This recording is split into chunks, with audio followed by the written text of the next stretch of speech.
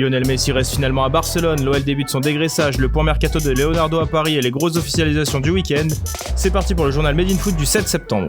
Pendant un peu plus d'une semaine, la planète football a cru assister cet été au transfert le plus retentissant de l'histoire, celui de Lionel Messi. Le sextuple Ballon d'Or âgé de 33 ans a toutefois pris la parole ce vendredi chez nos confrères de Gaulle pour confirmer qu'il allait finalement rester une saison de plus à Barcelone. Je voulais que le temps passe avant de parler pour tout clarifier. J'ai dit au club, y compris au président, que je voulais partir. Je lui ai dit ça pendant toute l'année, je pensais qu'il était temps de me retirer.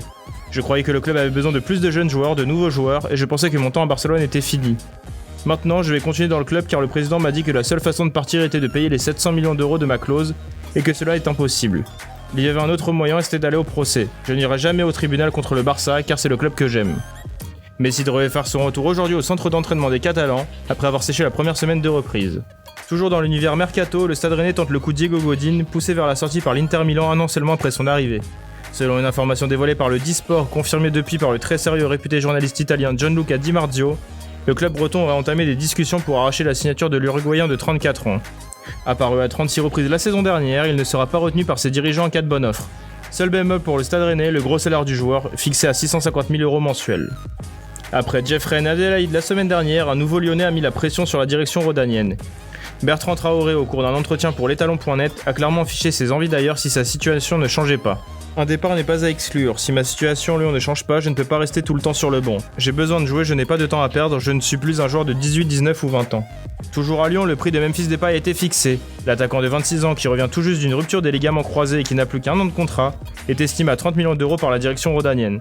Afin de faire baisser la note, le Barça réfléchira à inclure Samuel Umtiti dans le deal d'après l'équipe.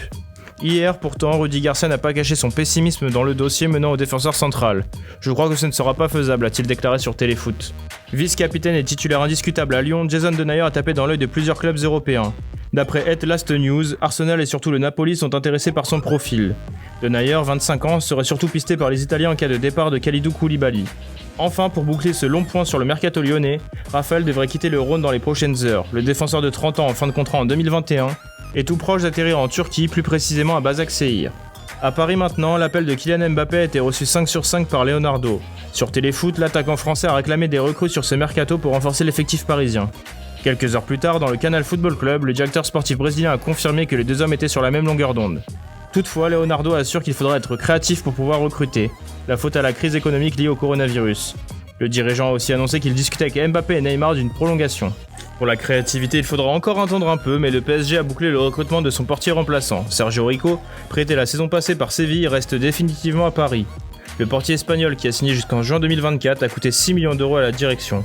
De son côté, Eric Maxime Choupo-Moting, héroïque face à l'Atalanta à la mi-août, pourrait bien profiter de cette situation économique pour remplir à Paris. Leonardo, en quête d'un remplaçant à Edinson Cavani, aurait finalement revu son jugement sur le Camerounais de 31 ans, libre de tout contrat. Très important dans la vie du groupe et considéré par Thomas Tuchel, l'ancien de Stoke City pourrait signer une prolongation d'un an. On passe maintenant aux officialisations du week-end. Ça a commencé fort vendredi soir avec l'officialisation du transfert de Kai Havertz à Chelsea. L'Allemand de 21 ans quitte le Bayer Leverkusen pour 80 millions d'euros, soit le transfert le plus cher de l'été pour le moment. Après Timo Werner 60 millions, Hakim Ziyech 40 millions, Ben Chilwell 55 millions, Thiago Silva et Malang Sarr gratuits, Chelsea continue son recrutement XXL. De son côté, Adil Rami découvre un nouveau pays. Libre de tout contrat après sa rupture avec Sochi, le champion du monde 2018 âgé de 34 ans file au Portugal à Boa Vista. Le défenseur a signé un bail de 2 ans avec le pensionnaire de D1 portugaise. Du côté de l'OL, un premier départ a été effectué. Le club rhodanien a annoncé ce dimanche le départ de Fernando Marsal, 31 ans pour Wolverhampton. L'OL gratte 2 millions d'euros dans cette vente alors que le gaucher était en fin de contrat en 2021. Marsal, de son côté, a signé un bail de 2 ans avec les Wolves. Wolverhampton a été très actif ce week-end puisque le club britannique a aussi cassé sa tirelire pour Fabio Silva. Le nouveau joyau de Jorge Mendes, très implanté chez les Wolves, a paraphé un bail de 5 ans au Moulineux. Porto, le club formateur du gamin de 18 ans, récupère un énorme chèque de 40 millions d'euros. Le jeune attaquant a inscrit 3 buts en 20 matchs la saison dernière. Everton, de son côté, a bouclé sa première grosse recrue avec Alan. Le milieu brésilien de 29 ans s'est engagé pour les 3 prochaines saisons avec les Toffees. Naples récupère 25 millions dans cette affaire. Enfin, côté terrain, l'équipe de France a fait le service minimum samedi pour son match de rentrée. En Suède, les Bleus se sont imposés 1-0 sur un petit exploit individuel de Kylian Mbappé juste avant la mi-temps. Dans un système encore nouveau, un 3-5-2, les Bleus ont eu beaucoup de mal à créer du jeu, bien gênés par la solide défense suédoise. En fin de match, la France a eu pourtant l'occasion d'inscrire un deuxième but, mais Griezmann a manqué son penalty, bien obtenu par Martial. A noter la première sélection et titularisation de Dayo Upamecano en défense centrale, tandis qu'Adrien Rabiot a été associé à Kanté dans l'entrejeu. Il faudra tout de même faire mieux face à la Croatie ce mardi, qui a perdu contre le Portugal ce week-end 4-1.